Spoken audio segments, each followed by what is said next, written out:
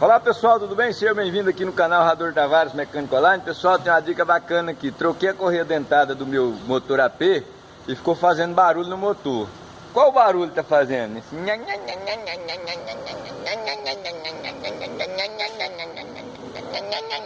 É esse o barulho? Troquei a correia. O motor ainda tá rodando. Troquei a correia dentada do meu motor AP, Rador, e ele ficou fazendo um barulho. Qual que é o barulho? É esse?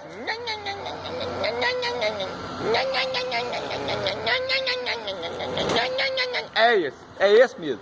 Então eu vou falar pra você o que é. Tô com o carro do meu genro aqui, então e aí eu vou mostrar pra você aqui o que é. A correia dentada ficou apertada demais.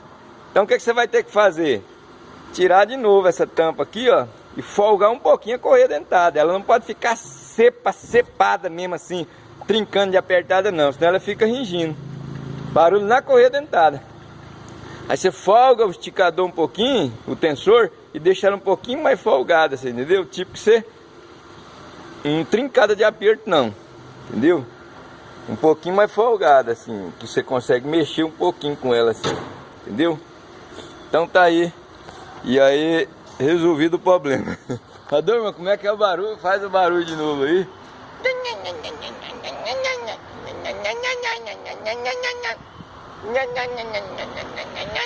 Ringindo, entendeu? Não tinha isso.